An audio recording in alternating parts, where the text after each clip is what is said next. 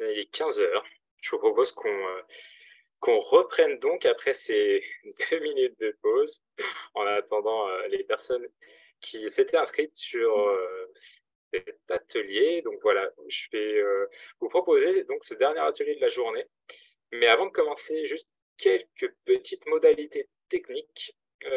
Pour rappel, la session est enregistrée, donc si vous ne souhaitez pas apparaître dans la captation de cette journée, merci de bien vouloir couper votre caméra. Je vous prierai également de bien vouloir couper vos micros pour ne pas déranger les présentations.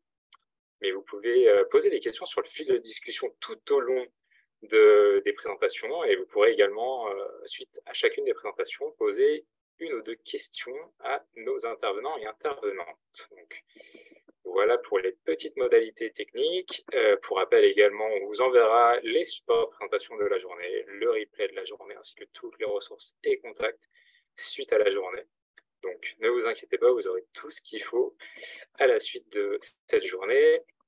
Voilà, donc pour présenter cette dernière session, on vous propose des présentations et des témoignages d'associations membres du réseau Co-Travaux et également de nos partenaires, donc avec des présentations de l'Union Rempart, de Concordia, de France Volontaire et un binôme composé de Co-Travaux Auvergne-Rhône-Alpes ainsi que la Dragesse Auvergne-Rhône-Alpes. Et ils vont donc nous présenter chacun et chacune en quoi les actions, les projets du réseau permettent l'animation et la valorisation de tous les territoires et leur développement culturel, social, environnemental ou encore touristique. Donc, je vais dès à présent laisser la main à nos représentants et représentantes de l'Union Rempart, Walter, Benjamin et Adèle, pour votre présentation. Merci à vous. Merci Philippe. Bonjour à tous. Moi, je suis Adèle Relouza, chargée de communication à l'Union Rempart. Et effectivement, je suis accompagnée de Walter, qui travaille à l'association Déclame, une de nos associations, et Benjamin, qui est maire de Saint-Perdoux. Donc, avant de leur laisser la parole, je vous présente rapidement, vraiment très rapidement Rempart, parce qu'il y a pas mal de gens d'entre vous qui étaient déjà présents depuis ce matin. Donc, on va faire court. Si, Loïs, tu veux bien passer au slide suivant, s'il te plaît. En fait, Rempart, c'est une union d'associations qui existe depuis 1966 et qui a 200 associations locales et régionales réparties sur l'ensemble du territoire. Donc, on a effectivement des associations locales telles que Delclam, hein, vous allez le voir, qui œuvrent au quotidien, à l'année, dans un territoire et qui contribuent effectivement au développement durable de ce territoire. Et pour terminer aussi, ces associations, leur principale mission, c'est la restauration et l'animation du patrimoine. Donc, la restauration avec notamment l'activité chantier de bénévoles dont on a déjà beaucoup parlé aujourd'hui et l'animation à travers des actions culturelles, ateliers, événements festifs, etc. Voilà, du coup, je laisse la parole à Walter. Ok, bonjour à tous. Donc, je suis Walter Pratt, je suis coordinateur de l'association Déclame. Voilà, donc je pense qu'on avait fait un petit slide qui parlait peut-être pour faire un peu plus. Voilà. Donc ça, c'est Rempart. Et c'est la suite. Avant que je fasse mon blabla, sachant qu'on est très limité. Ça, c'est le réseau, voilà. Ouais. Voilà, super, Déclame. Donc, du coup, Déclame, on est à Figeac dans le Lot. Le Lot, c'est pour ceux qui ne connaissent pas encore le Lot, et ils ont tort. C'est en Occitanie, au nord de l'Occitanie. Et nous, on agit essentiellement, presque pratiquement d'ailleurs, que sur le bassin du Grand Figeac. Figeac, c'est une sous-préfecture du Lot. Comme je l'ai pu écrire dans le slide, les actions de l'association, c'est 4 axes. Donc, c'est les chantiers de bénévoles dont on va un petit peu plus parler par la suite avec Benjamin, notamment sur un dispositif du chantier famille et ce qu'on y fait surtout par rapport aux collectes de mémoire et faire vivre la mémoire dans le territoire. On organise aussi des événements conviviaux. Donc, pendant 10 ans, on a fait un petit festival de fanfare qui s'appelle Printemps Fanfare. Voilà, maintenant, on réfléchit à d'autres modes d'événements conviviaux autour de Figeac et autour. On donne aussi des formations dans les Duc Pop et on essaie d'accompagner toutes les initiatives locales qui nous font sens et qui nous font vibrer. Et la dernière, et pas des moindres, on accompagne un collectif sur un jardin partagé dans Figeac. Voilà, ouvert à tous et sans condition préalable de qui que ce soit. Voilà, donc au niveau de Rempart, on agit sur un chantier bénévole sur la commune de Saint-Perdoux qui est représenté ici par Benjamin. Voilà, Benjamin. peux te présenter peut-être et présenter Saint-Perdoux.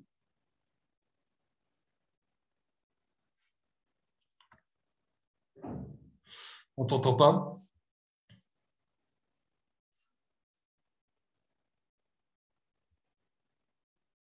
Sinon, je vais devoir parler pour toi, c'est pas possible. Alors. Là, ça va mieux marcher. Là, c'est bon, super. C'est incroyable. C'est mieux quand c'est branché. Donc, commune hyper connectée à quelques kilomètres de Figeac, 220 habitants, milieu rural. Et effectivement, voilà, sur cette petite commune, comme toutes les communes rurales, on a plein de petits patrimoines par-ci par-là, on a plein d'anecdotes ou d'histoires. Et comme dans la plupart de ces communes, bah, il faut des fois un peu aller chercher, il faut gratter un peu comme on dit chez nous pour trouver ce qui fait sens sur nos communes. Et donc voilà, on a un petit patrimoine architectural sympa, mais c'est pas ce qui fait le plus gros de notre richesse. Et finalement, on a par contre une histoire sur des mines de charbon qui ont été mises en œuvre de manière très artisanale entre 1850 et 1950 à peu près, avec des vestiges par-ci par-là, mais surtout quelque chose qui fait sens pour les habitants, parce que ça reste un petit peu oublié et en même temps encore un peu présent dans les familles. Il peut y avoir un peu de mémoire, les grands-parents, les arrière-grands-parents, des objets, des photos qui peuvent traîner dans les tiroirs. Et donc, on a, il y a déjà une dizaine d'années, avec l'association Déclame, essayé de réveiller cette mémoire collective au niveau du village et d'en faire un moyen de révéler le territoire et de créer du lien social. Et on a à l'époque monté une collecte de mémoire autour des mines de Saint-Perdoux qui a rassemblé pas loin de 100 personnes pour un village de 220 habitants, donc c'est plutôt une réussite. On a été accompagné en cela par l'association Déclame. Ça a permis d'aller jusqu'à la collecte de mémoire, des enregistrements audio et la création d'un sentier d'interprétation du patrimoine autour des mines, qui a donné lieu d'ailleurs par la suite à des chantiers d'animation, des chantiers de restauration du patrimoine. Donc la boucle est bouclée, hein. La collecte de mémoire anime les chantiers animent la collecte de mémoire. Et depuis 3 ans maintenant, on accueille de nouveau des projets de l'association Déclame sur notre commune, avec une nouvelle formule de chantier qui est le chantier famille. Walter vous en parlera sans doute très bien, Adèle également. Et sur le chantier qui a eu lieu l'année dernière, on a, en lien avec Déclame et avec une autre association locale des foyers ruraux, on a souhaité de nouveau monter une nouvelle collecte de mémoire qui est liée à un projet que la commune a, qui est de réouvrir un petit café associatif dans l'ancienne salle de classe. Voilà, qui vient de réouvrir justement. Dans l'ancienne salle de classe du village. Et à partir du moment où on a parlé de ça, on s'est très vite rendu compte que l'école ayant fermé début des années 2000, donc c'est relativement récent, 25 ans, on s'est très vite rendu compte que ça faisait parler et que les habitants avaient envie d'en parler. Donc on a missionné Déclame et les foyers ruraux pour lancer une collecte de mémoire sur l'histoire de l'école. Collecte assez intergénérationnelle, puisque l'école ayant fermé il y a à peu près 25 ans, mais étant ouverte bien au-delà, toutes les générations, beaucoup de générations se sont retrouvées autour de ce sujet-là et ont pu comparer les différentes époques de l'école. Et Walter, tu en parleras sans doute mieux que moi à ce sujet. Donc, je vais essayer en tout cas. Le chantier famille, donc du coup, c'est vrai qu'à Déclame, on a toujours au début fait d'abord des chantiers ados de rénovation du patrimoine pour les bénévoles. Après, on est passé sur le format adulte et rapidement, les membres de Déclame vieillissant et ayant des enfants, l'envie est venue de créer des chantiers pour des familles plus adaptées peut-être aux gens qui faisaient partie de Déclame.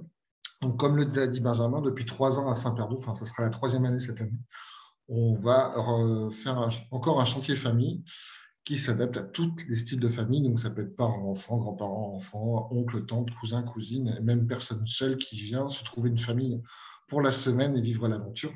Voilà, on s'adapte. Et en dehors des chantiers qu'on mène au sein de Saint-Perdoux, notamment au Sentier des Mines, où on a refait un peu de pierre sèche et aussi mis en valeur le sentier, et faire de la construction en bois autour de l'école pour le futur café associatif, on a souhaité, comme l'a dit Benjamin, faire ce travail de collecte de mémoire. Et l'an dernier, on l'a débuté avec la Fédération des foyers ruraux qui est une grosse association lotoise qui agit vraiment localement, culturellement, pour plein de projets culturels. Et l'idée, c'était de proposer aux enfants du chantier famille de mener cette collecte de mémoire auprès des habitants sous format vidéo avec des portables ou en podcast. Voilà, donc nous, ce qu'on a fait en amont, c'est qu'on a, avec l'aide de la mairie de Saint-Perdoux, pu récupérer plein de numéros de téléphone des habitants de Saint-Perdoux et les contacter pour voir qui serait intéressé pour venir témoigner pendant le chantier famille auprès des enfants. Donc, certains sont venus directement à l'école et ont pu voir dans quel état aujourd'hui se trouvait l'école. Et puis, en fait, pas grand-chose n'a changé pour certains, mis à part la disparition des tables et du tableau. Mais pour l'anecdote, il y a toujours une fameuse trappe sur le plancher qui donne directement sur le vide sanitaire. Nous, on croyait que c'était une blague où les gens étaient punis, mais en fait, ce n'était pas une blague. Les enfants étaient vraiment punis dans cette trappe. Et ça faisait rire tout le monde. Voilà, c'est une manière de le voir. Il y a une dame qui était l'ancienne cantinière de l'école de Saint-Perdoux qui a souhaité, elle, faire le chemin de chez elle jusqu'à l'école, voilà, pour revivre un peu. C'est vrai qu'on oublie toujours qu'à l'époque, les enfants surtout allaient à l'école à pied et pas en voiture ou autrement. Donc, c'était pas mal aussi de vivre cette expérience, de retrouver des anecdotes par rapport à ça. Donc là, on a fait cette première étape de collecte. On n'a pas fini. Donc, on va la continuer au prochain chantier famille et pour après en faire un objet vraiment, je ne sais pas, vidéo ou audio, peu importe la manière. On n'a pas encore statué sur le produit final, mais en tout cas pour que la mairie de Saint-Perdoux et les habitants puissent s'en saisir et le faire vivre à leur manière à travers le nouveau café associatif ou autre chose. Voilà, c'est vraiment un produit final qui va appartenir totalement aux habitants de Saint-Perdoux. Voilà ce qu'on pouvait dire par rapport à ça. Benjamin, si tu voulais rajouter. Oui, peut-être ce qu'on peut dire, alors le titre dit révéler les territoires, donc c'est une évidence parce que ce qui a fait que ça a fonctionné, c'est souvent la rencontre entre une dynamique à venir, une dynamique émergente en cours, et quelque chose qui fait sens dans l'histoire des habitants. Et le fait qu'on les sollicite sur quelque chose dont ils puissent être experts ou témoins, ça rassemble, ça crée des points communs, donc ça permet de créer du lien social, de se retrouver, d'échanger, de créer du point commun, de faire société. Et dans le même temps, le fait que ça vienne alimenter une dynamique locale en cours, soit la création d'un sentier, soit d'un café associatif, en fin de compte, ça donne du sens et de l'énergie à l'ensemble. Et ce partage de mémoire est un bon moyen de lancer la dynamique et de la faire perdurer, parce que dès le départ, ça crée un peu une aventure. Au jour d'aujourd'hui, avec le recul pour notre territoire, c'est une réussite, parce que le sentier a été ouvert il y a une dizaine d'années, il est toujours fréquenté, et il donne une couleur et il fait parler du village pour sa qualité et pour cette histoire-là. Donc c'est aussi une fierté pour les habitants. Et puis pour ce qui est de la collecte actuelle en cours au niveau de l'école, il y a eu une prémisse l'année dernière, et cette année, les habitants ont demandé à ce que ça continue et que ça aille plus loin. Donc voilà, cette participation et cette volonté, elle est là, et ça permet d'alimenter un lieu social et d'y donner du sens, une couleur, puisqu'aujourd'hui le café prend justement, on a récupéré les anciens objets de l'école et donne la couleur à ce café-là. Donc voilà, ça permet vraiment de révéler des liens, des points communs, l'identité d'un territoire, et de se projeter en même temps vers l'avenir. Et je rajouterais même pour finir, parce qu'après je regarde le timing, que même l'Office de tourisme du Grand Figeac s'est aussi approprié, entre autres, le sentier retrouvé de Saint-Perdoux et essaie d'orienter les touristes qui viennent à Figeac sur ces chemins-là. Ça aussi, c'est une victoire. Voilà pour Déclame. Après, peut-être que s'il y a d'autres questions, on verra plus tard. Mais... Merci beaucoup à vous trois. C'était très illustrant par rapport à notre thématique, en effet, de révéler des territoires. Un joli projet, un joli lieu, donc de très belles actions. Est-ce que vous avez des questions au niveau de l'audience? N'hésitez pas, sur le fil de discussion ou directement à l'oral. N'hésitez pas, Adèle. Walter et Benjamin sont là pour y répondre. On a un peu de temps, donc n'hésitez surtout pas.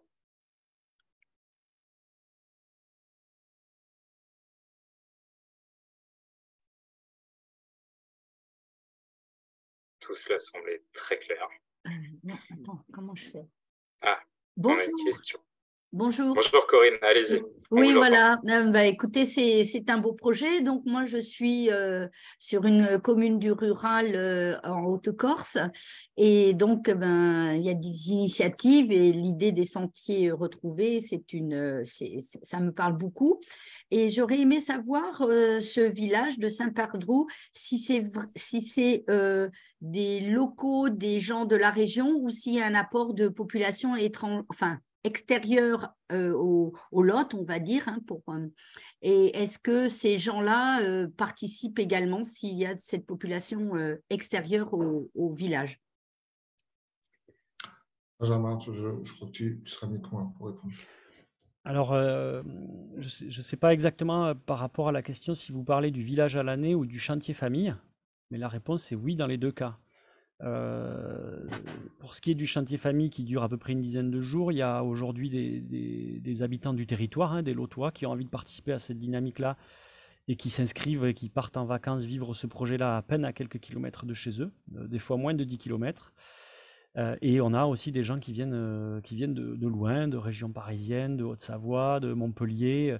Et donc cet apport de personnes extérieures, d'ailleurs la question est importante, a du sens, parce que ça permet pour les habitants de mesurer que des personnes qui viennent de l'extérieur regardent le territoire avec des yeux brillants et se disent qu'ils ont de la chance de vivre ici. Et donc tout de suite pour les habitants, ça veut dire que s'il y a un regard extérieur positif, on a quand même, c'est plutôt pas mal de vivre ici, on a de la chance d'avoir cette histoire-là et de la partager.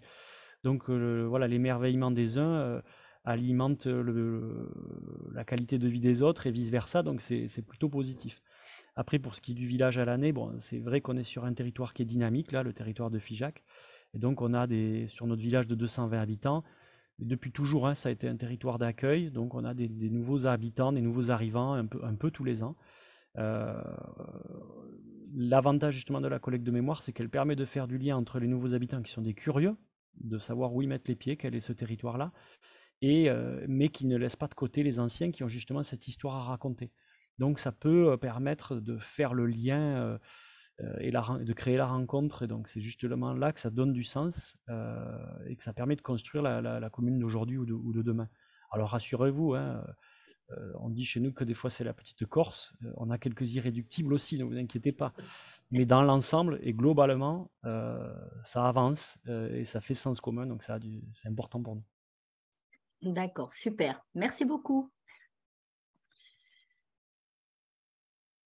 Merci Corinne. Merci Benjamin pour la réponse. Est-ce qu'il y a d'autres questions avant qu'on passe à la prochaine présentation?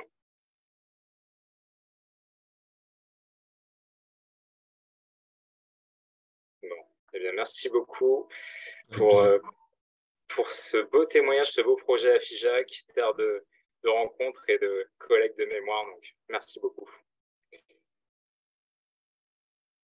Alors, on va passer tout de suite à la prochaine présentation avec notamment Clément Lefebvre, qui est délégué régional de la Picardie Nord-Pas-de-Calais, et l'adjoint au maire, Jean-Luc Rivière, qui a peut-être un peu de retard apparemment, mais Clément va nous en dire un peu plus. Oui, Clément, bonjour à tous. Oui, excusez-moi, du coup, je me dois d'excuser Jean-Luc Rivière qui a un petit peu de retard. C'est aussi ça, c'est la réalité d'être élu local, de devoir gérer quelques petits soucis de dernière minute qui n'étaient pas prévus. Il n'y a pas de souci, je vais pouvoir de toute façon vous faire part de le retour qu'il fait, en tout cas sur l'impact d'un chantier de jeunes bénévoles, particulièrement d'un chantier international de bénévoles sur le territoire de Montataire.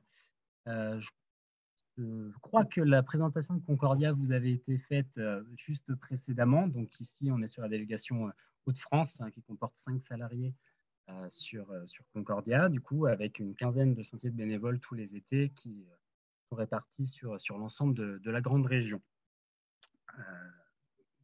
Voilà, pour les spécificités de Concordia en région ici. J'en profite pour dire que l'on porte un projet local de plateforme de la mobilité internationale qui permet, pas que Concordia, mais avec d'autres acteurs, de mettre en avant des projets à dimension internationale du territoire, tout dispositif confondu. Du coup, la délégation voilà, est comment dire, est impliqué dans l'organisation des chantiers depuis un certain nombre d'années, pas seulement sur les chantiers de bénévoles internationaux, parce qu'aujourd'hui, c'est ce que je disais, une quinzaine de chantiers, avec à peu près les 2 tiers des projets qui tournent autour des enjeux de l'écologie, de protection de l'environnement et de la biodiversité, et puis un tiers plutôt sur des projets de rénovation du petit patrimoine rural. Mais au-delà de ça, on met aussi en place des projets de services civiques en interne et en intermédiation pour des partenaires, et aussi le même dispositif avec des volontaires internationaux, encore européens, de solidarité dans des structures très diverses telles que le Festival des forêts, Terzen, qui est une structure d'agriculture urbaine, des missions locales que vous pouvez connaître, et puis des communes de toute taille, aussi bien Amiens Métropole que le village d'Avricourt dans l'Oise, 350 habitants. Sur la partie, je vérifie si on voit un message entre deux. On peut peut-être passer à la diapo suivante, c'est pas grave. La commune de Montataire, du coup, a accueilli pour la première fois l'année dernière un chantier de jeunes bénévoles internationaux. Donc, la commune de Montataire, c'est une commune en milieu périurbain, en fait, de l'agglomération de Creil, qui, comment dire, est une commune industrielle du 19e siècle, qui a doucement connu toutes les vagues de désindustrialisation au cours de la seconde moitié du 20e, et qui, du coup, cumule un certain nombre de difficultés sur son territoire, aussi bien de déscolarisation que d'abandon de son patrimoine bâti et naturel. Et du coup, l'enjeu pour la commune d'accueillir un chantier comme ça a été de pouvoir permettre aux habitants de voir qu'il était possible de s'engager pour la collectivité et de se réapproprier les espaces publics. La question d'ouverture aussi à l'international, ouverture de l'esprit, de dire qu'il est possible de voyager, d'aller ailleurs et donner de son temps pour des projets d'intérêt général. Et c'était tout l'enjeu pour la commune, de montrer à sa population que c'était une possibilité qui pouvait s'offrir à eux. Et du coup, de s'inscrire dans cette démarche-là avec Concordia. Le chantier qui a eu lieu concernait plutôt sur la partie réappropriation des espaces naturels. Comme je disais, une ville qui a connu cette désindustrialisation se retrouve avec un grand nombre de friches et des espaces qui sont passés anciennement industriels à espaces naturels sensibles, du coup avec des enjeux plutôt de préservation de l'environnement. Et le projet de l'année dernière portait du coup sur la lutte contre les espèces exotiques envahissantes en milieu naturel. Donc, lutte contre la renouée du Japon, le boudleia dans le nord de la France, un peu partout en France d'ailleurs, ce sont des plantes exotiques envahissantes qui prolifèrent et qui étouffent le milieu naturel, empêchant toute faune et flore locale de prospérer. Comme je disais, voilà, c'était ce chantier avec un impact très concret pour les habitants en termes de participation citoyenne, mais aussi un impact très concret en termes de préservation de l'environnement, avait aussi pour objectif d'ouvrir les possibilités de mobilité internationale aux jeunes du territoire. Du coup, pendant ce projet-là, sur les 3 semaines, on était sur un projet spécifié avec des adolescents de 15 et 17 ans, là, il y a eu tout un tas d'espaces de médiation, de rencontres, d'échanges qui se sont mis en place avec les jeunes et les habitants, donc souvent adossés à la mise en place, merci pour le passage de diapo, on propose des activités d'un centre d'accueil de loisirs du territoire. Je me rapproche un petit peu si on ne m'entend pas bien. Voilà, donc avec un certain nombre de temps, en fait, d'espaces de médiation, de dialogue, d'échange, donc avec du ciné-débat, avec des sorties organisées à Paris conjointement entre les jeunes du territoire et les jeunes internationaux, et puis tout un tas de temps informels, de rencontres, d'échanges et de travail qui ont pu être mis en place. J'ai oublié ça, la diapo qui me le rappelle, qu'il y a eu aussi un temps aussi plutôt lié à la préservation de la biodiversité. Comme je disais tout à l'heure, sur la lutte contre les plantes exotiques envahissantes, on permet restituer les milieux à un état correct. Il y a aussi des mesures qui permettent un petit peu de compenser la perte de vitesse de la prolifération de la faune naturelle locale. Et du coup, on a mis en place des nichoirs pour accueillir des mésanges qui ne trouvaient plus forcément de refuge naturel pour eux sur ce milieu-là.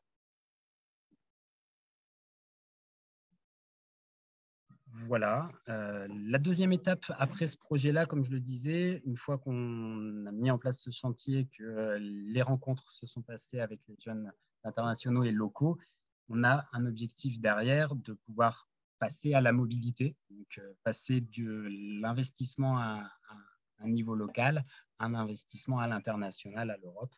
Et du coup, la commune a pour projet avec Concordia du coup, de faire partir un certain nombre de jeunes sur des projets ailleurs en France et en Europe qui sont de la même nature que celui où ils ont pu participer l'an passé.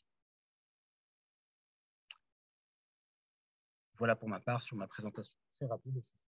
Désolé de l'absence de Jean-Luc Rivière. Il ne nous rejoindra pas apparemment. Merci Clément. Bon, c'est les aléas des agendas des élus, on les connaît, parfois des petits ajustements à faire. Donc, merci de t'être adapté. Merci pour cette présentation en tout cas. Est-ce que au niveau des gens qui sont présents, vous avez des questions à poser à Clément sur le projet mené par Concordia et la ville de Montataire?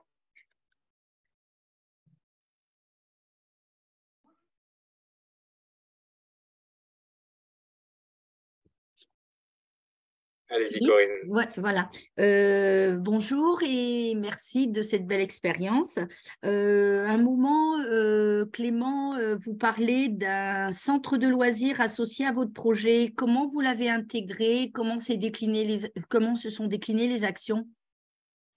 Alors en fait, au moment de l'élaboration du projet pédagogique de l'accueil de ce projet-là, en fait, bien en amont, on s'était calé un certain nombre de temps de rencontres cadrées, un peu obligatoires, où on s'était dit on va s'appuyer sur des activités du centre de loisirs pour créer un échange avec les jeunes. Donc ça a pris la forme, dans un premier temps, plutôt de jeu de rencontres. On travaillait plutôt sur les stéréotypes, sur l'interculturalité, sur la langue. Voilà, il fallait un petit peu s'acclimater entre jeunes internationaux et jeunes locaux. Et puis après, ça a pris la forme de l'investissement de nos jeunes dans les activités du centre de loisirs. Donc, il y a eu du ciné-débat, il y a eu des jeux d'eau, tout simplement aussi, des jeux de nature qui ont été mis en place. Et puis, en fait, chemin faisant, la mayonnaise prend un petit peu toute seule et du coup, des temps qui étaient cadrés en avance avec les animateurs et la ville, obligatoires, en fait, se sont substitués des demandes de la part des jeunes du centre de loisirs et des jeunes de Concordia de se retrouver plutôt sur des temps informels, plutôt sur des temps avec moins de cadres imposés par la collectivité et plus de jeux, de discussions. Donc ça s'est fait aussi, il fallait des temps pour amorcer un petit peu la pompe, et puis après, forcément, il y a des liens qui se créent un peu naturellement entre les jeunes, et on en profite de ça, parce que c'est l'objectif de ce genre de projet. Merci. Merci Corinne pour votre question, et Clément pour sa réponse. On a le temps pour une autre question, si jamais il y a une autre question dans le chat ou directement à l'oral, n'hésitez pas.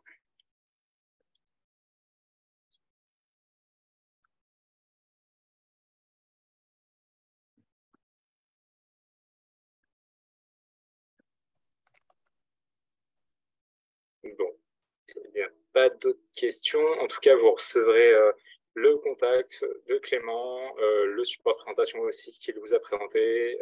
Si jamais vous avez d'autres questions qui vous viennent, vous pourrez lui poser directement la question par mail ou au téléphone. Et merci beaucoup Clément pour ta présentation. Avec grand plaisir.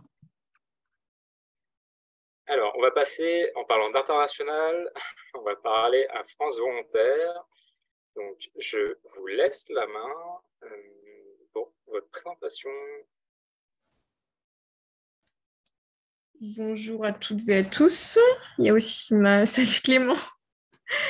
Il y a aussi ma collègue Pauline qui est là. Je la laisse peut-être se présenter. Oui, bonjour à tous et à toutes. Pauline Valneau, chargée de mission territoriale pour France Volontaire.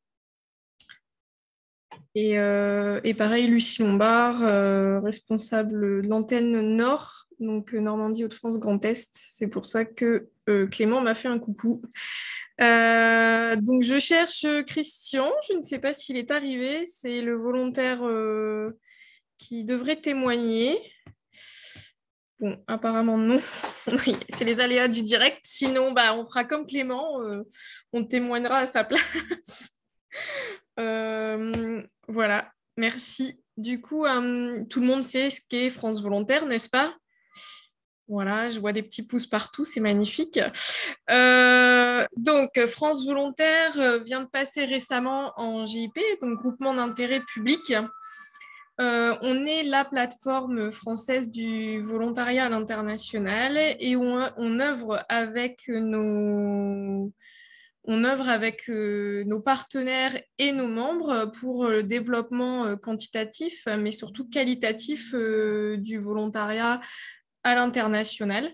Donc, quand on parle de volontariat international, c'est aussi bien l'envoi de volontaires venant de France, pas spécifiquement français, mais aussi l'accueil de volontaires en France. Donc tout à l'heure, on a entendu de jolis témoignages sur des missions qui se faisaient dans le Lot, un magnifique département en effet.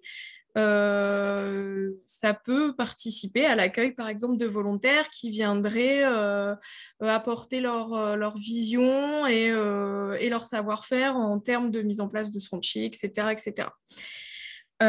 Voilà, on est présent, chose importante, on est présent sur 24 pays à l'international.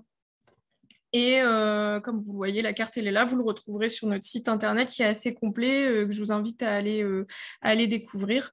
Et on est des outils à disposition de toutes les personnes souhaitant s'engager. Donc, il ne faut vraiment pas hésiter à nous solliciter. Et vous êtes membre, Co-Travaux et membre de France Volontaire. Voilà, je ne sais pas si Christian est là. Est-ce qu'on vient de m'appeler? Alors, Christian? C'est écrit qu'il est en... Enfin, je viens d'accepter dans la salle d'attente, c'est en cours. Ah, super! Je crois que c'est bon. Merci.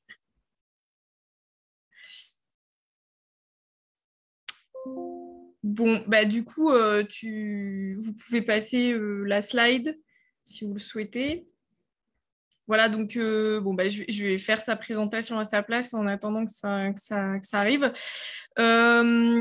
Christian Ouedraogo, qui est anciennement volontaire au sein du département de la Seine-Maritime, donc du conseil départemental de Seine-Maritime. Christian est burkinabé.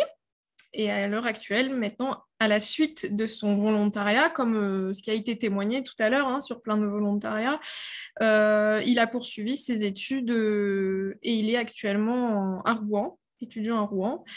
Alors, bon. Ah, Christian, tu es là, je te vois. Salut. Tu peux... Voilà, salut. Merci. Voilà. Du coup, j'étais en train de te présenter. C'est super. Du coup, je te laisse la parole. Je te laisse te présenter d'où tu viens. Exactement au Burkina, bien sûr. Ce que tu fais actuellement à Rouen. Et ensuite, ce que tu as fait, comment tu es arrivé à Rouen, en fait. Tu étais en mission de service civique, mais tu nous expliques où tu étais en mission de service civique et ce que tu faisais. Voilà, je te laisse la parole. Déjà, vous m'excuserez un peu pour le bruit parce que je suis malheureusement au campus. J'ai pris quelques minutes pour pouvoir participer à cette journée d'information. Alors, déjà, je me présente normalement, c'est Christian Ouedraogo. Je suis burkinabé, je viens de Burkina. Et je suis arrivé en France en janvier exactement 2022 pour ma mission au niveau du département de Seine-Maritime en tant que volontaire international. Et ma mission à ce niveau-là était en fait de faire le parallèle entre les deux entre les deux territoires, notamment le département de Seine-Maritime et la province du BAM dans mon pays. Parce que pour des raisons notamment d'insécurité ou parfois juste de logistique, mais surtout d'insécurité, aujourd'hui, nos partenaires ont du mal à se rendre sur le territoire. Ça fera un peu de...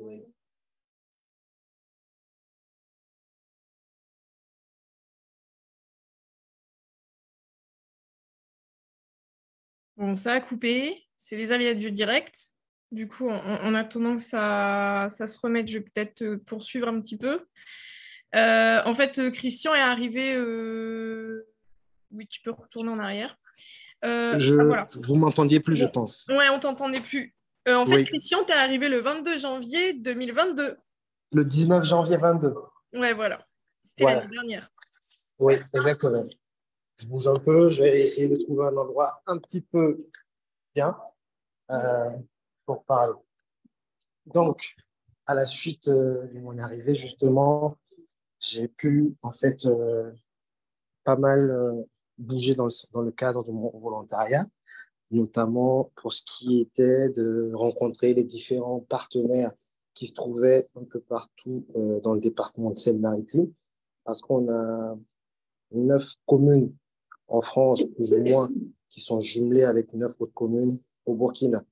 Donc, c'était quand même une expérience très enrichissante parce que ça m'a permis non seulement au niveau culturel de découvrir la France, de faire aussi un peu d'associatif à côté pour voir un peu ce que ça avait comme portée, notamment avec des maraudes que j'ai pu faire, où j'ai vu aussi cette face-là de la France par rapport aux personnes qui vivent dans la rue et les difficultés qu'elles ont, ou même l'interaction avec les élèves dans des établissements qui étaient tout aussi intéressantes parce qu'on sent des jeunes personnes qui ont envie d'apprendre davantage par rapport à des territoires qu'ils ne connaissent pas.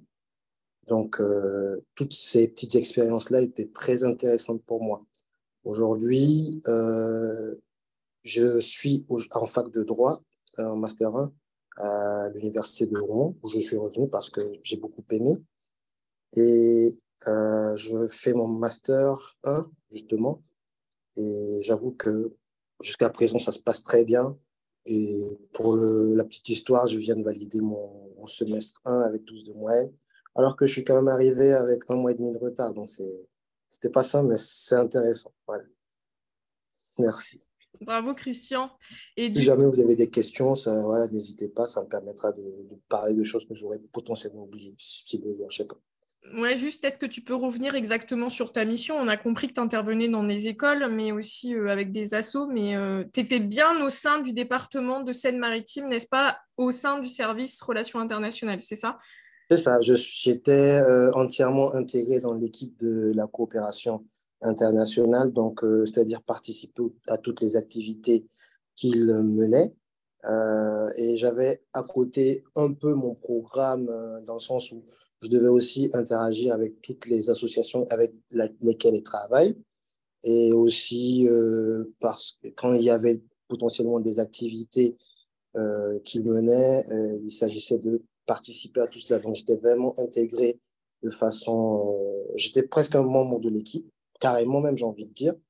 Et je participais activement du mieux que je pouvais, justement par rapport à ce cadre-là. Et j'avais la chance que, pour ce qui est de ma tutrice, qui faisait mon accompagnement à ce niveau-là, elle me permettait non seulement de comprendre un peu parfois les enjeux quand je n'arrivais pas à les percevoir de façon claire, et justement, ça me permettait d'apporter justement ma vision des choses déjà par rapport à la coopération, mais aussi par rapport à des activités qui pouvaient être menées ici. Très bien. Du coup, tu faisais vraiment le lien entre le territoire de la région du BAM, d'où tu viens, et celle de Seine-Maritime. C'est ça, c'est ça. Parce que ce qu'il faut savoir, c'est que déjà au Burkina, tout ce qui est question de connexion Internet n'est pas toujours évidente, notamment dans les communes rurales. Et ensuite, il y a le fait que on parle certes tous français, enfin, on parle français chez nous parce que c'est la langue officielle, mais les mots ne sont pas toujours utilisés dans le même contexte. Donc, l'écrit ou même le parler n'est pas toujours évident. Et le fait que les acteurs d'ici n'arrivent plus à s'y rendre font en sorte que les communications sont plus délicates. La compréhension de certaines subtilités n'est pas forcément la même. On n'arrive pas à contextualiser les choses de la même façon, ce qui peut biaiser un peu la compréhension de certaines choses. Super, merci. Du coup, pour tous les participants, on voit bien l'exemple via Christian autour d'un service civique, des ponts qui peuvent se faire entre les territoires d'ici et les territoires de là-bas, de maintenir aussi des coopérations. On l'a vu aussi avec des exemples comme Haïti, où c'est des coopérations, comme le disait Christian, où à cause de connexions Internet ou de difficultés sécuritaires, on ne peut plus se rendre. Du coup, c'est vraiment un intérêt, l'accueil de volontaires internationaux. Et ça permet aussi, comme il a pu le faire lors de sa mission, de faire de vrais liens avec les territoires en France et avec les habitants de ces territoires. Voilà. Du coup, je laisse la parole à ma collègue Pauline qui va vous parler d'un programme très intéressant et qui évoque aussi le territoire. Et donc, pour terminer notre présentation, on a voulu faire un focus sur un programme qu'on porte au niveau de France Volontaire et qui s'appelle Territoire volontaire. Donc, c'est soutenu par le ministère des Affaires étrangères. Et c'est un programme qui a pour but de développer des programmes de volontariat pour les collectivités territoriales. Donc, c'est vraiment adressé aux collectivités territoriales. Et donc, ça a différents objectifs, dont notamment à la fois d'ouvrir les territoires sur le monde en permettant d'accueillir des volontaires, donc comme des volontaires, par exemple, en service civique comme Christian, ou de faciliter la mobilité internationale des jeunes en envoyant donc des jeunes du territoire en volontariat à l'étranger. Et ça peut être un outil qui peut permettre d'encourager la complémentarité des dispositifs de volontariat, parce que, par exemple, une collectivité territoriale qui aurait déjà mis en place des chantiers de jeunes et qui souhaiterait approfondir sa collaboration, mettre en place de nouveaux dispositifs, ils peuvent s'inscrire dans ce programme-là. L'avantage de ce programme, c'est que les collectivités territoriales, elles sont accompagnées par des opérateurs qui sont expérimentés dans le volontariat, qui les accompagnent vraiment à chaque étape. Donc, ça peut être vraiment un outil intéressant, notamment pour des collectivités qui auraient très peu ou pas du tout d'expérience, pour se lancer en fait dans un cadre qui est très structuré et très rassurant pour tout le monde. Concernant les dispositifs, donc la slide suivante, qui peuvent être mobilisés sur ce programme-là. Donc, il y en a deux. Le premier, donc, c'est le service civique. Donc là, qui va s'adresser à des jeunes entre 16 et 25 ans qui n'ont pas forcément d'expérience professionnelle, et ça peut être une vraie opportunité pour eux d'avoir une première expérience à l'étranger, ou le volontariat de solidarité internationale, où là, on s'adresse à des jeunes ou moins jeunes, un peu plus expérimentés, donc qui ont déjà eu une première expérience professionnelle et qui vont plutôt s'inscrire sur des missions qui vont mobiliser leurs compétences. Et donc, la façon dont ça marche, sur la slide suivante, c'est un programme qui a été lancé en 2022. Donc, il y a eu un premier appel à manifestation d'intérêt l'année dernière. 24 collectivités territoriales ont été retenues, dont plus de 50% qui n'avaient pas eu encore d'expérience d'envoi ou d'accueil de volontaires. Donc, c'était vraiment l'objectif et c'est un bon résultat. On a eu environ 130 missions de proposer dans le cadre de ce premier appel à manifestation d'intérêt.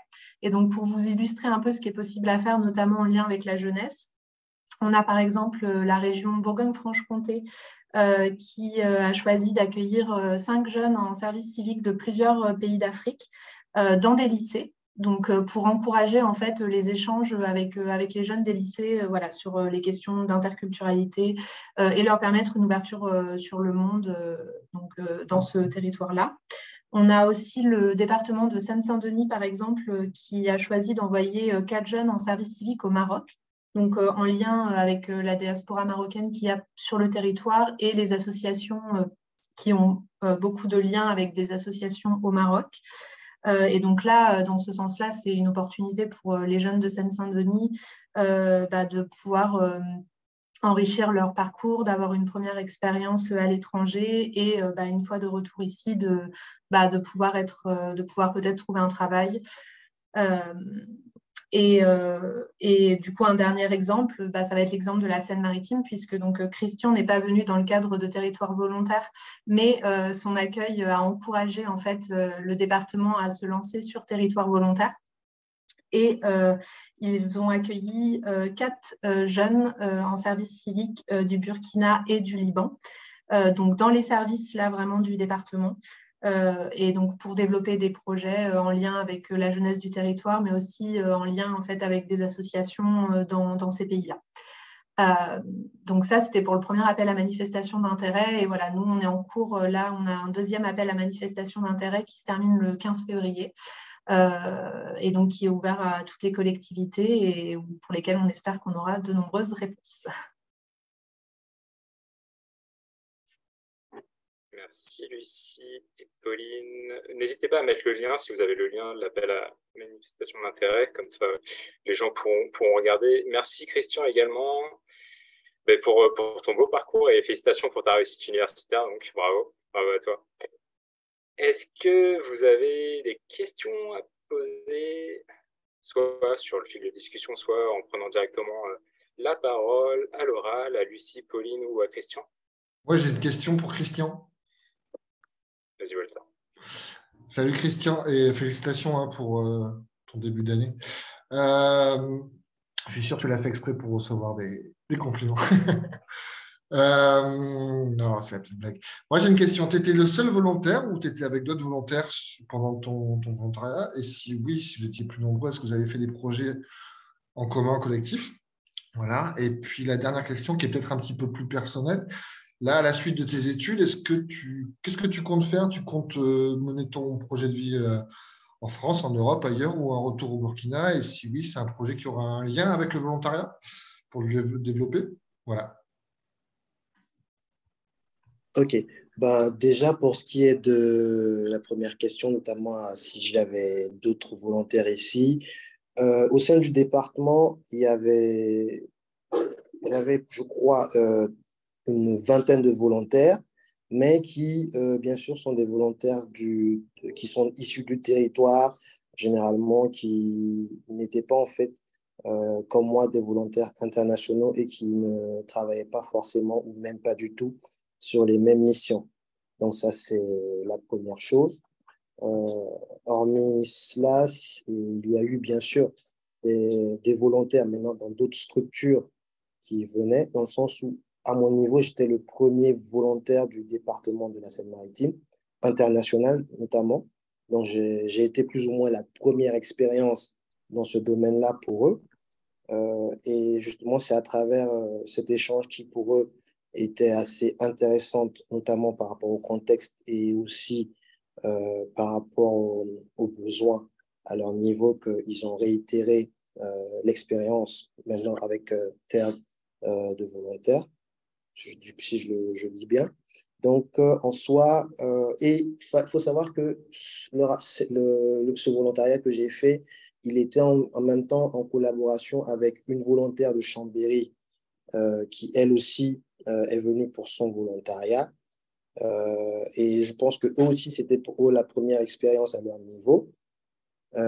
Et on a eu à travailler justement ensemble sur un projet commun qui était un livret pédagogique sur les déplacements des populations à l'intérieur du Burkina du fait du terrorisme, de sorte à justement faire en sorte que les enfants ou les jeunes des lycées et collèges puissent justement être au courant, j'ai envie de dire, de ce type de déplacement de population, de ce type de migration qui n'est pas forcément toujours voulu. Et justement, ça tombait plus ou moins à pic dans le sens où ça tombait dans la période de la crise en Ukraine. Et justement, à la fin de ce projet-là, en essayant justement cet outil avec les jeunes, on se rendait compte que ils avaient des exemples déjà palpables auxquels on n'avait même pas besoin d'aller très loin comme au Burkina, pour qu'ils se rendent compte justement de ce genre de migration-là qui ne sont pas toujours évidentes. Et ensuite, pour ce qui est de mon projet personnel, de façon générale, je prévois plus travailler au Burkina, mais c'est plus dans le sens de travailler au niveau international. Donc, ça serait normalement Union européenne ou Union africaine. Donc, ce serait vraiment encore toujours faire le lien à mon niveau parce que c'est ce que j'aime, c'est le relationnel et la partie internationale. Donc, arriver justement à combiner le tout.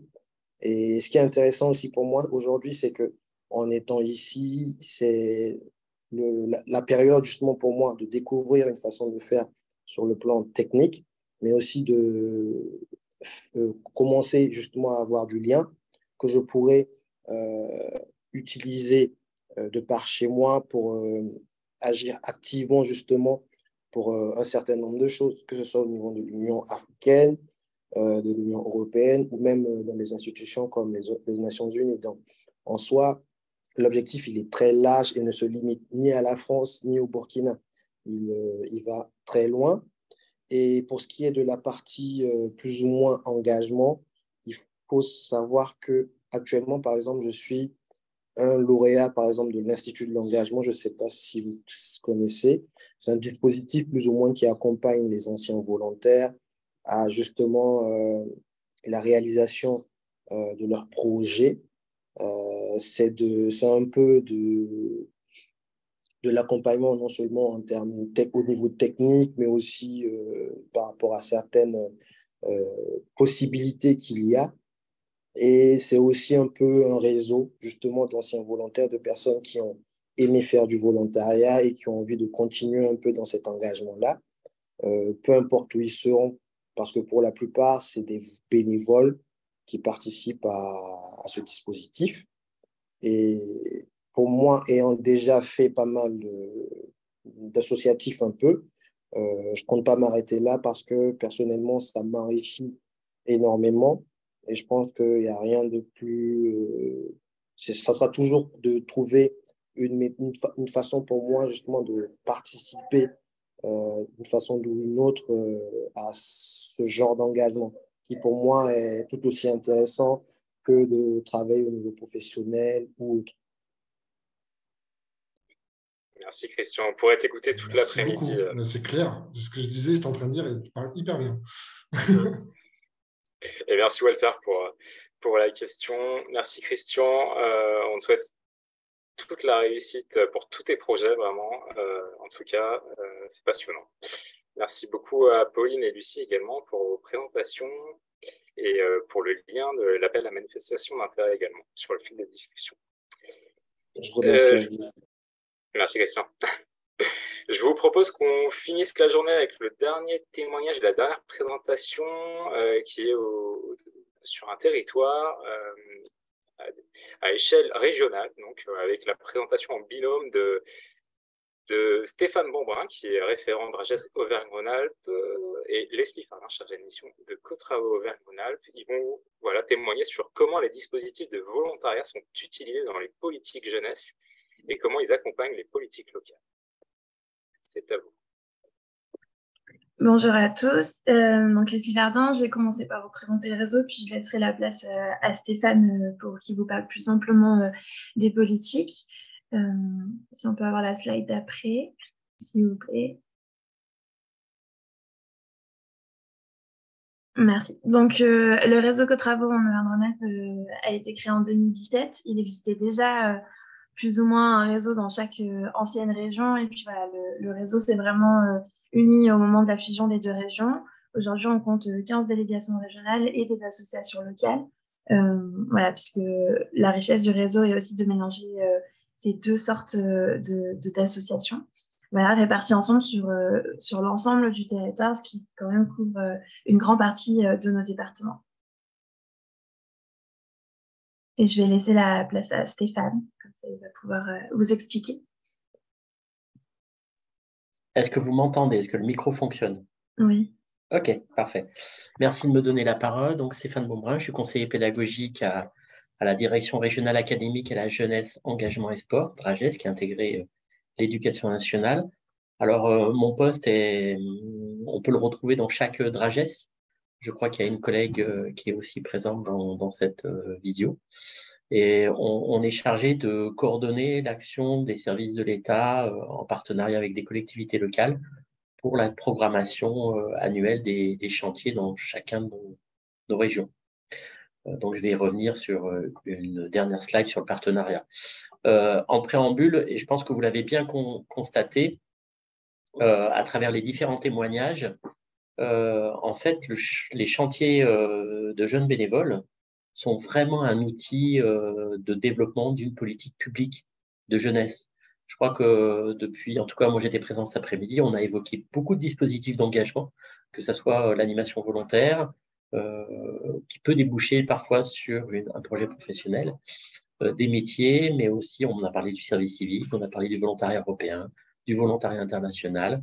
Ce qui est important de dire, c'est qu'on s'appuie beaucoup dans les services de l'État sur la pédagogie de chantier, parce que pour nous, elle développe le vivre ensemble, l'interculturalité, avec une vraie mixité sociale et culturelle, et un vrai ancrage territorial. C'est un peu l'objet de notre thématique là, les territoires et les publics de ce territoire-là.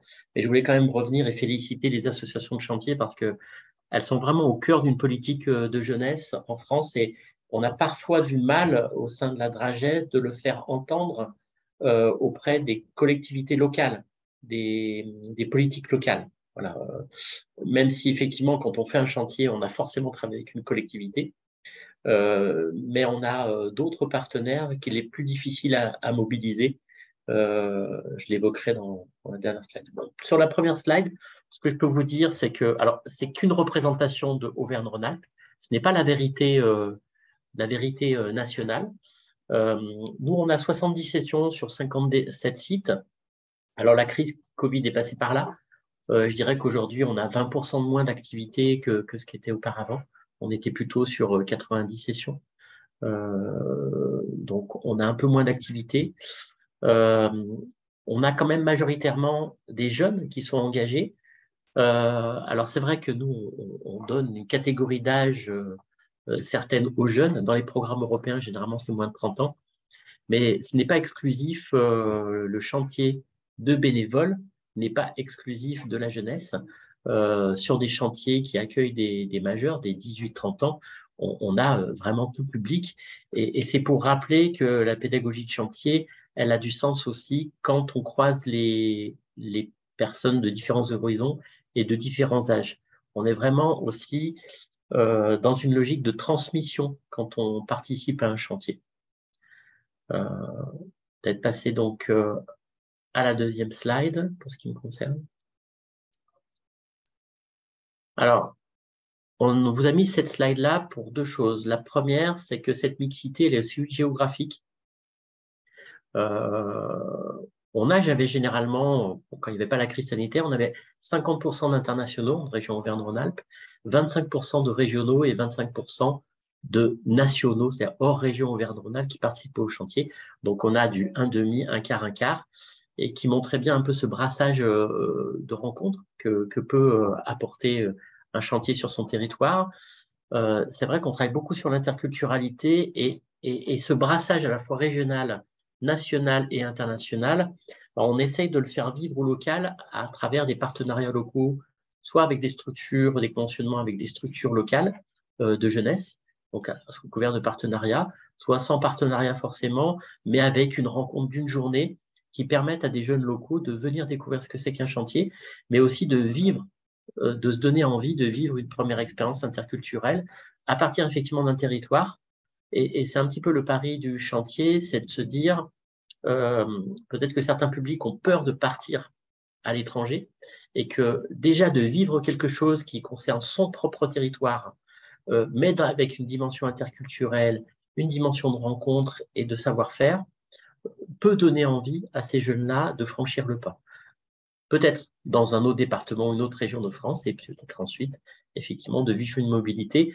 Donc, la pédagogie de chantier, elle s'inscrit aussi dans une idée de processus de parcours, d'étapes, de réalisation. Et en fait, on a à chaque moment de la vie d'un jeune, on est plus ou moins prêt selon son appétence. On est on est plus ou moins aventurier, mais que quelque part, l'outil chantier permet d'avoir des réponses adaptées à tout moment de la vie du jeune. Et ce qu'on veut, c'est qu'effectivement, il y a un ancrage territorial, un ancrage local qui le permettent au plus près. Ouais, simplement dire quand même que la dernière partie de l'infographie, c'était le puits Jameau. Alors, on n'est pas dans une volonté, les services de l'État, à ce que... Alors, je vais parler des services de l'État hors DRETS, parce que souvent, le ministère du Travail et de l'Emploi a des confusions avec des chantiers d'insertion. Donc, c'est peut-être intéressant de rappeler ici que les chantiers de bénévoles ne sont pas, pour nous, alors pour la DREAL, la DRAGES, bien sûr, c'est pas un outil d'insertion. C'est un outil de mixité, mais pas d'insertion. Ce n'est pas un chantier d'insertion. Par contre, effectivement, le point de vigilance, c'est comment les chantiers puissent favoriser l'accessibilité aux jeunes les plus éloignés, aux jeunes les plus défavorisés, ou les jeunes empêchés, si on parle de handicap, de pouvoir participer pleinement à la vie d'un chantier dans un objectif de mixité. Donc ça, c'est effectivement important. On arrive à atteindre un objectif de 12% sur la région Auvergne-Rhône-Alpes. C'est un indicateur qu'on veut toujours voir apparaître pour nous donner en alerte sur ce qu'on est capable de produire en termes d'accueil. La slide donc d'après, s'il vous plaît. Donc la dernière slide qui nous concerne est un focus sur le partenariat. Ne jamais oublier que cet ancrage territorial et la réalisation d'un chantier ne peut pas se réaliser sans plusieurs partenaires qui apportent des financements, mais pas seulement des financements, aussi un appui technique. Je pense aussi aux collectivités locales. Il y a des collectivités locales qui apportent des conditions d'hébergement, des conditions de restauration, des infrastructures, du matériel technique qui sont indispensables à l'élaboration et la conduite d'un chantier. Alors évidemment, au niveau des services État, DRAGES, DREAL, DRAC, conseils départementaux, pour ce qui est des territoriales, on est plus dans une logique d'appui financier. Alors avec quelques points un petit peu effectivement particuliers, hein, forcément, quand vous êtes à la DREAL, vous avez plus une entrée effectivement éducation à l'environnement pour financer les chantiers, la DRAC c'est sur le patrimoine. Les conseils départementaux, ça va dépendre. Je ne vais pas forcément les enfermer parce qu'on peut avoir des directions de la jeunesse qui s'impliquent, mais aussi des directions de l'éducation, des directions du patrimoine. Donc, c'est plus libre. L'important, c'est que le conseil départemental s'y retrouve et dans la palette d'action des chantiers, à un moment donné, effectivement, on peut travailler sur plusieurs directions. Ça en fait une complexité, mais ça en fait une richesse d'un argument pour les associations de chantier. Le petit point de vigilance, c'est peut-être de discordance entre les services de l'État, c'est que, vous voyez, DRAGES, DREAL, DRAC, ce sont des échelons régionaux avec des budgets régionaux des services de l'État. Et parfois, on a du mal à faire comprendre à nos amis que on ne finance pas que des chantiers de jeunes pour les jeunes de la région. C'est-à-dire que les crédits qu'on engage pour un chantier, c'est pas réservé, on va pas le faire au prorata du nombre de jeunes régionaux d'Auvergne-Rhône-Alpes, parce que pour nous, un chantier, c'est croiser justement, je le disais, des nationaux, des Européens, des internationaux, et que quelque part, on va pas accorder un quart de la subvention à un chantier parce qu'il n'y a que 25% de jeunes qui viennent de la région. Donc, et on leur fait comprendre que la problématique est la même avec mes autres collègues qui accueillent des Auvergnats et des Rhône-Alpins, peut-être en Franche-Comté, peut-être en Nouvelle-Aquitaine. Donc, on a une logique, c'est vrai, sur des crédits régionaux, mais une logique qui dépasse les frontières de la région. Voilà, vous avez beaucoup évoqué des partenariats et des exemples de chantiers. J'y reviendrai pas, mais c'était simplement une slide pour vous montrer que on ne peut pas agir seul quand on est sur un travail d'élaboration de chantier, de conduite de chantier et de pérennisation de l'action. Merci Stéphane. Je vais peut-être reprendre la main et passer relativement vite sur un exemple effectivement de ces partenariats importants et multiples que les chantiers que les chantiers procurent. Donc, on a ici le chantier d'une construction d'un four à pain en Isère, à Sonnet, qui a été mené par l'association Jeunesse et Reconstruction l'été dernier, et qui est un chantier issu d'un partenariat avec une mission locale, un centre social, pardon, qui a voulu y intégrer plusieurs de ces jeunes relevant de dispositifs multiples. Donc, il y a par exemple le dispositif TAF, qui est un dispositif du centre social qui vise à faire découvrir des métiers aux jeunes locaux pour leur permettre de se réorienter. Il s'agit certainement, il s'agit le plus souvent de jeunes qui ont soit décroché scolairement, soit qui n'ont pas pour l'instant de projet d'avenir fixe. Donc c'est une manière aussi d'intégrer ces jeunes locaux et de leur faire découvrir des apports techniques comme on a pu plus tôt dans l'après-midi, mais aussi des jeunes suivis dans le cadre du dispositif Prévenir, qui est un dispositif mis en place et qui suit ce qu'on appelle les publics invisibles, donc qui sont les jeunes qui sont finalement répertoriés dans aucun dispositif d'État, donc qui sont plus à l'école, qui sont pas non plus au RSA, pas non plus à la mission locale. Voilà, donc c'est aussi leur permettre de remettre un pied à l'étrier. Et au-delà de tous ces partenariats en faveur des jeunes locaux, c'est aussi une manière de leur permettre de se réapproprier le territoire, de reprendre confiance en eux et, comme le dit Stéphane, parfois de mettre le pied vers une autre mobilité ou en tout cas un autre projet professionnel à venir, quoi. Voilà, je fais court parce que je sais que le temps est précieux. Voilà. Merci beaucoup Leslie, merci beaucoup Stéphane pour vos témoignages, vos présentations. Stéphane, pour l'appui sans faille de la Dragesse en Auvergne-Rhône-Alpes, on aimerait que tout un tas de partenaires puissent en effet soutenir les associations de chantier pour qu'elles puissent proposer et développer des chantiers sur tous les territoires et favoriser l'accès à toutes et tous à ces propositions qui ont un impact fort sur leur parcours, mais également sur les territoires. Est-ce que vous avez des questions de l'audience à poser à Leslie ou à Stéphane Walter?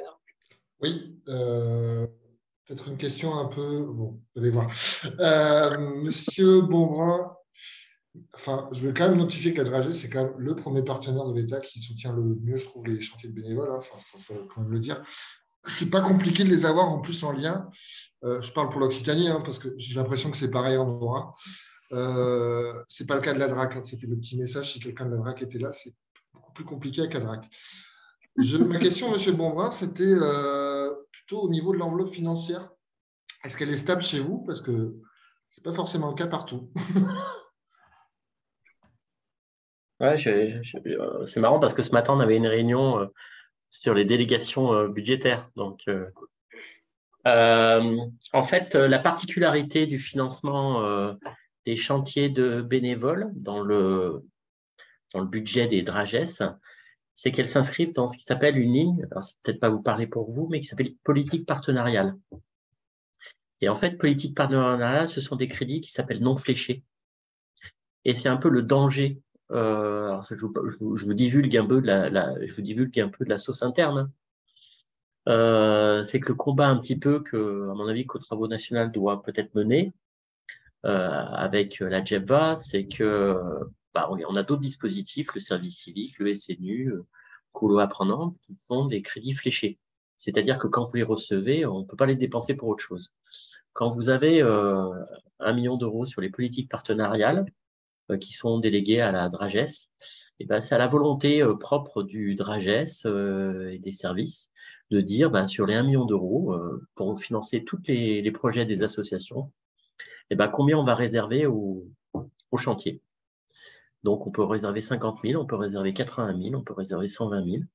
Et là, moi, j'alerte simplement sur un danger. Parfois, votre question, elle renvoie aussi à des problématiques qu'on rencontre à l'interne. Souvent, c'est le réseau associatif qui nous aide.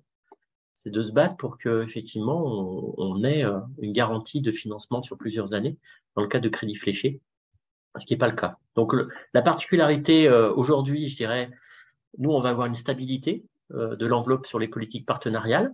Donc, on a une très, très faible baisse qui ne va pas impacter pour ma région. Mais imaginons demain que le recteur désigne un Dragesse qui vient de de l'éducation nationale, qui ne vient pas historiquement de jeunesse et sport, qui n'a pas de culture, jeunesse éducation populaire, qui n'a pas de culture chantier. Ça pourrait être très bien un Dragès qui dit écoutez, moi, cette ligne budgétaire politique partenariale, je veux la dédier à tous les projets associatifs qui sont en lien avec le périscolaire ou en prenante, ça me parle, mais par contre, les chantiers, ça ne me parle pas. Donc, on va baisser la subvention. Donc, c'est là le risque par rapport au crédit État. Nous, on a un risque plus particulier en Auvergne-Rhône-Alpes, c'est qu'on a plutôt un conseil régional qui donne rien. Et du coup, ça renforce malheureusement la part de l'État, la part de la Dragès, des DRAC et des Réal dans le financement chantier. C'est-à-dire qu'on est un peu bancal. Nous, on ne peut pas s'appuyer sur d'autres financements. Donc, on est un peu à bout de souffle et on essaye de trouver d'autres financements possibles pour les chantiers. Et je sais qu'en tout cas, en Occitanie, vous avez quelqu'un de remarquable qui se bat au quotidien pour avoir des cofinancements autres que la Dragès. Mais voilà, des fois, c'est difficile d'entendre sa voix sur les politiques partenariales, en tout cas. Je souscris, M. Bonmois. Mais on a aussi la région qui nous aide beaucoup aussi. C'est le vrai.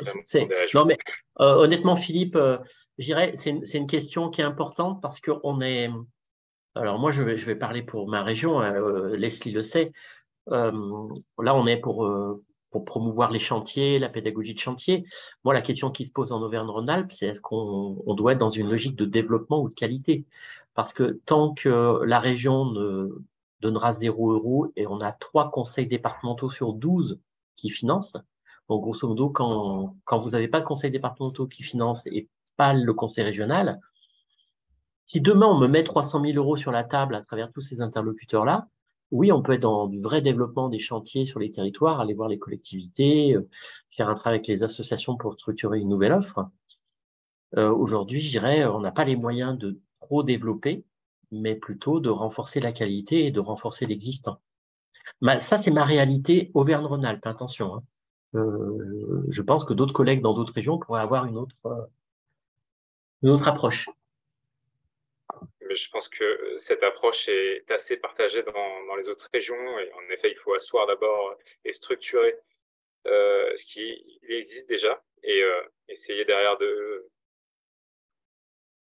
d'avoir des lignes fléchées, en effet, qui est important. Donc, on a bien noté ta vigilance et le souhait, justement, de faire un plaidoyer aussi auprès de la DGEPA qui est important et de trouver aussi de nouveaux partenaires. Hein. Enfin, je veux dire, il y a énormément aussi de partenaires qui peuvent être autour de la table et ça, c'est aussi un des enjeux majeurs aujourd'hui. En tout cas, merci à vous. Je ne sais pas s'il y a d'autres questions, parce qu'on a encore un tout petit peu de temps pour les questions. Donc, si vous avez des questions à Leslie et à Stéphane ou à d'autres, on peut aussi revenir sur d'autres présentations qui ont été faites durant l'après-midi. Donc, n'hésitez pas. Clara qui pose une question. Vous avez évoqué une baisse des activités des chantiers du Covid. Y a-t-il eu également une baisse dans la fréquentation des chantiers par les jeunes? Alors, peut-être Leslie. Après, ça s'adresse à tous les co-travaux. Leslie, alors, de la part des jeunes, alors au début, oui, mais pour des raisons plutôt d'ordre fermeture de frontières, hein, parce que le Covid, forcément, a empêché les échanges internationaux pendant quelques temps, en tout cas. Maintenant, là où, du coup, les associations ont quand même pu compter sur une mobilisation française qui était plus, en tout cas dans notre région, qui a été plus importante que la participation française d'avant Covid. Et maintenant que l'international revient et que les Français se remobilisent, je dirais que l'équilibre tend à se refaire entre la part d'internationaux et la part de Français, comme l'indiquait Stéphane tout à l'heure, et que les choses reprennent doucement. Voilà. Parce que maintenant, il y a aussi la réalité de tous ceux qui ne pouvaient pas partir en stage à l'étranger, qui du coup ont fait des chantiers. Enfin, il y a eu tout ce mélange-là. Je dirais que les choses reprennent leur cours petit à petit. Voilà. Je te rejoins assez d'un point de vue national. Sur les chiffres, la reprise se fait doucement. On n'est pas encore dans des standards avant Covid. Mais en tout cas, par exemple, sur des chantiers adolescents, ils se remplissent quasi à 100% à chaque fois. Et c'est peut-être un tout petit peu plus difficile pour le public jeune adulte, mais aussi pour d'autres raisons, comme le préconisait et le disait Leslie. Il y a d'autres facteurs également qui rentrent en vigueur, et pas seulement le Covid, mais aussi des des stages, mais aussi besoin de travailler l'été aussi pour payer ses études ou autre. Donc, voilà. Et Stéphane nous rajoute qu'en effet, 90% de taux de remplissage par rapport au prévisionnel en 2022. Très bien. Est-ce que vous avez d'autres questions pour les intervenants et intervenantes de cet après-midi? Anaïs, comment mobiliser des territoires collectivités qui ne sont pas organisateurs accueillants de chantiers pour qu'ils promeuvent les chantiers de jeunes aux jeunes de leur territoire? Je me lance ou... Oui. Alors, pour mobiliser les collectivités, il faut savoir que les associations qui ont des délégations régionales comme Concordia, Cassura, Jeunesse et Reconstruction vont chaque année à la découverte, enfin, à la rencontre des collectivités pour promouvoir les chantiers, que ce soit pour l'accueil ou pour les faire connaître de toute manière. Voilà, donc il y a déjà ce premier passage qui est réalisé.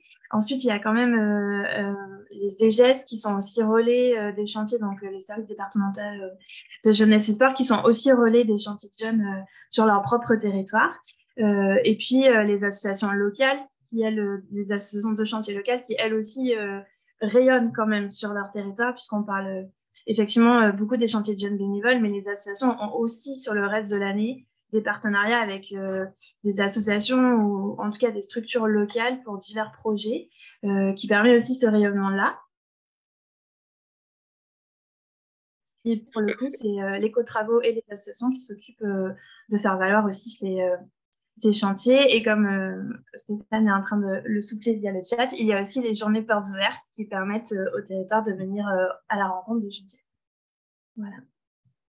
Je rajouterais que certaines dragesses avec des co-travaux, en tout cas c'est notre cas en Auvergne-Rhône-Alpes, on a fait une petite publication en format numérique, on n'a pas fait beaucoup de papier, qu'on peut envoyer aux élus locaux pour déjà leur donner quelques exemples. On a fait un gros recueil d'une 30aine de pages, mais après on a fait des petites thématiques, on est en train de faire des thématiques chantier et éducation à l'environnement, un autre chantier et public spécifique. Et donc à la fois, mais plusieurs dragesses ont mis en place quelques outils de com, donc ça peut donner un peu une illustration.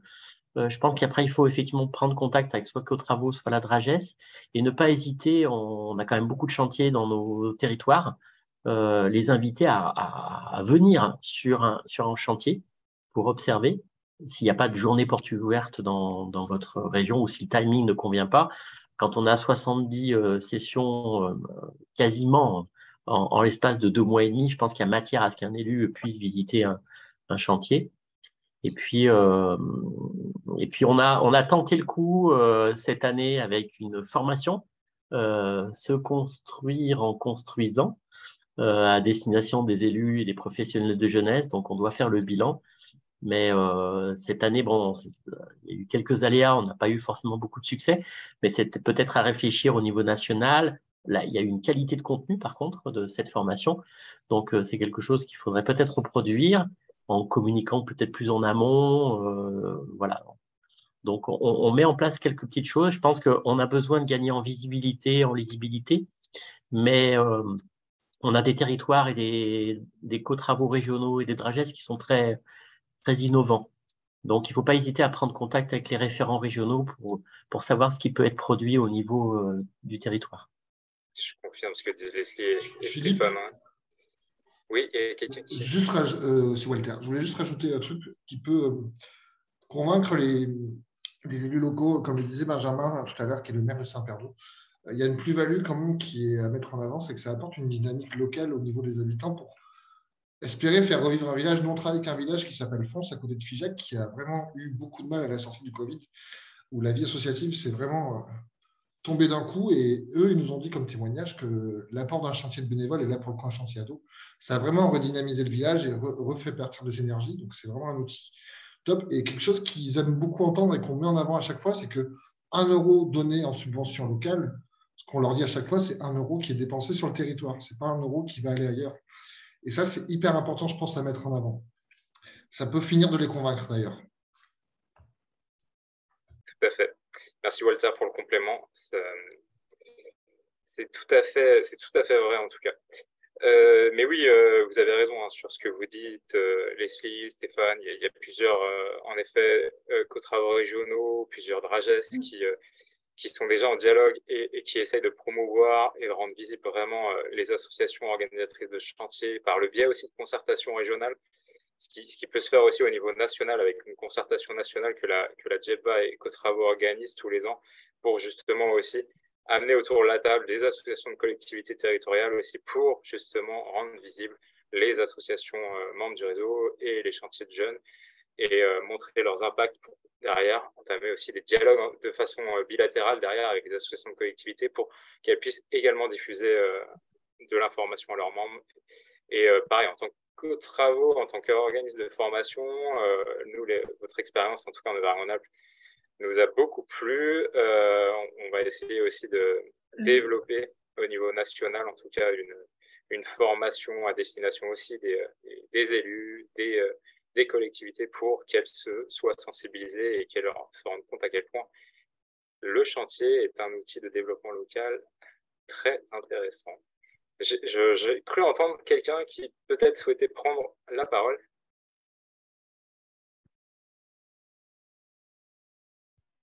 Peut-être pas, non. Bon, en tout cas, Anaïs, pour te répondre, et on est déjà en relation, Anaïs, mais voilà, n'hésite pas à revenir vers nous. On apprécierait énormément qu'Emmaüs vienne rejoindre les rangs aussi de vos travaux. Est-ce qu'il y a une question avant qu'on clôture cette journée?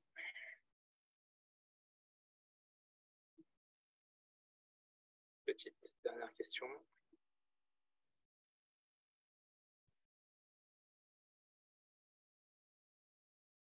Bon, pas de questions.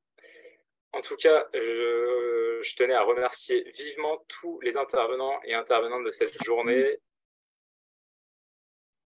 Leslie? Non, pardon. Je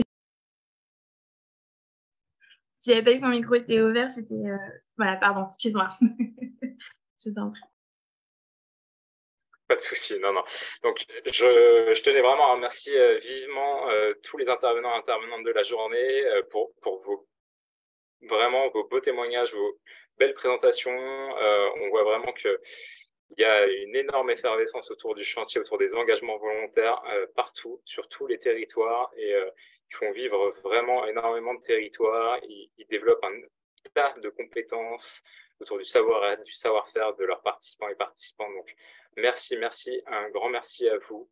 Je tenais également à remercier quelques remerciements aussi à l'équipe salariée de co-travaux, ainsi qu'aux membres du groupe campagne pour l'organisation de cette journée.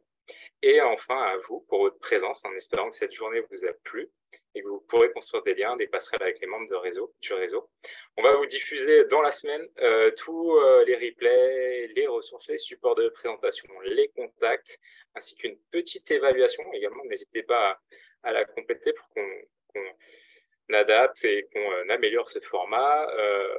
Un petit dernier mot, on avait prévu de se rencontrer à Paris donc demain, mais pour cause de journée de mobilisation contre les réformes, cette journée a été reportée. On vous tiendra informé de la prochaine date. En tout cas, il y a une campagne d'information à destination du grand public qui aura lieu le 6 avril à Paris.